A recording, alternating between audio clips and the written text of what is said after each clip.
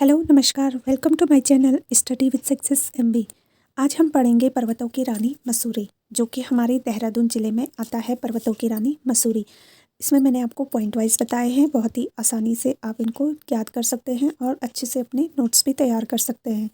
तो चलिए, जो हमारा पहला पॉइंट है पर्वतों की रानी मसूरी में, सबसे पहले देखिए कि 2005 मीटर की ऊंचाई पर 65 वर्ग किलोमीटर क्षेत्र में फैला है। जो मसूरी है, अगर उसकी ऊंचाई पूछी जाए कि कितनी ऊंचाई पर है, तो वो है आपका 2005 मीटर। और अगर पूछा जाए कि मसूरी कितने वर्ग किलोमीटर क्षेत्र में फैला है, तो वो होगा आपका 65 वर्ग किलोमीटर।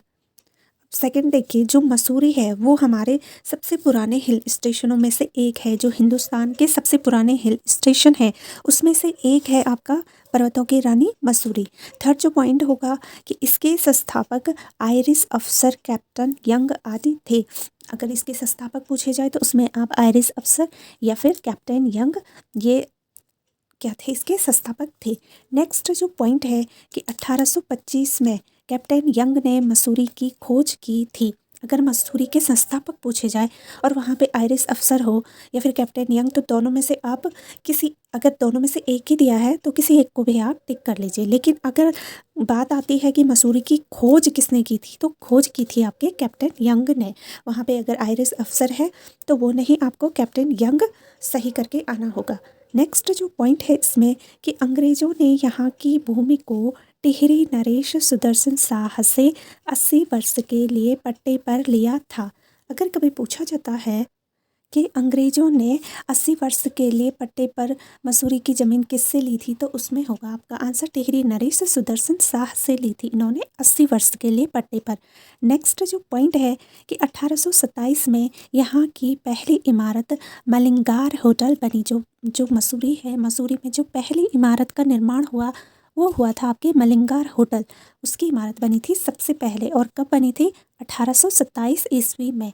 अब देखिए जो नेक्स्ट है, 1832 में यहाँ सर्वेक्षण कार्यालय स्थापित किया गया। अगर पूछा जाए कि मसूरी में सर्वेक्षण कार्यालय कब स्थापित किया गया, तो उसमें आपका आंसर होगा 1832 ईस्वी में।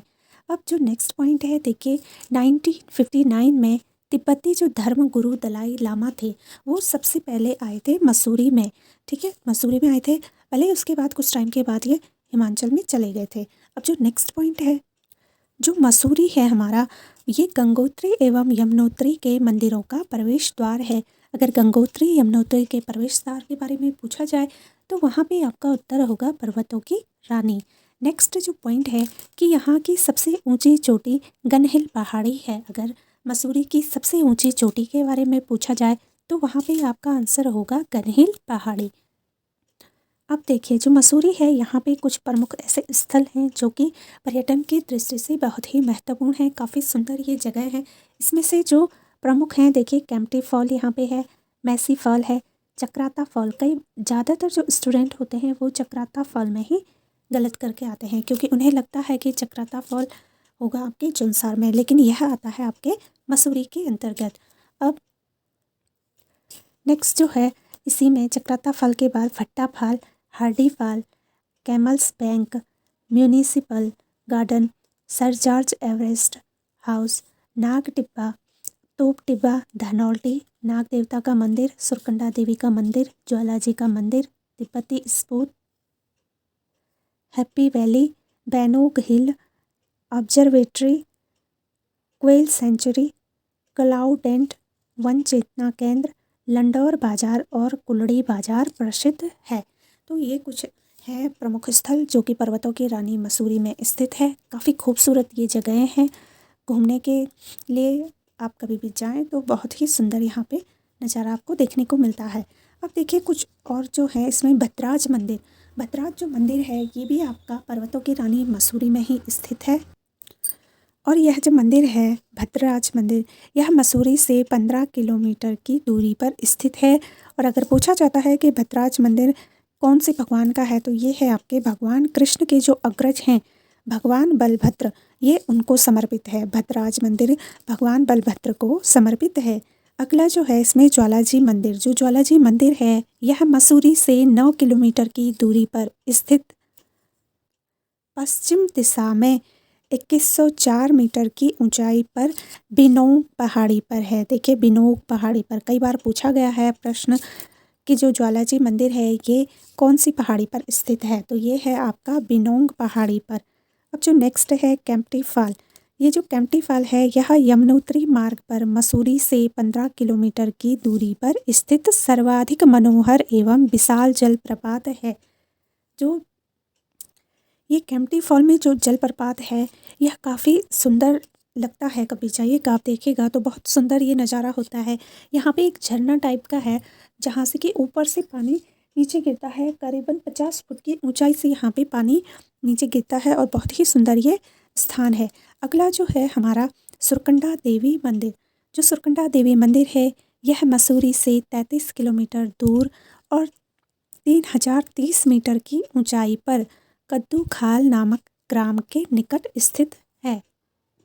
अगर कभी पूछा गया कि सुरकंडा देवी का मंदिर मसूरी के कौन से गांव में स्थित है, तो वो है आपके कद्दू खाल नामक ग्राम के निकट स्थित है। अब जो अगला है गन हिल, इसे तोप टिब्बा भी कहा जाता है। तो जो गन हिल है यह मसूरी से गन हिल तक रोपवे द्वारा रोमांचकारी चढ़ाई का आनंद है। अगर यहाँ पे आप जाएं तो यहाँ पे रोमांचकारी चढ़ाई है, रोपवे द्वारा थोड़ी सी हल्की सी क्या है चढ़ाई है, जो कि काफ़ी आरामदायक चढ़ाई है। यह स्थल मसूरी से लाल टिब्बा के बाद दूसरी सबसे ऊंची चोटी है। अगर दूसरी सबसे ऊंची चोटी पूछा जाता है तो वो है आपका तोप टिब्बा।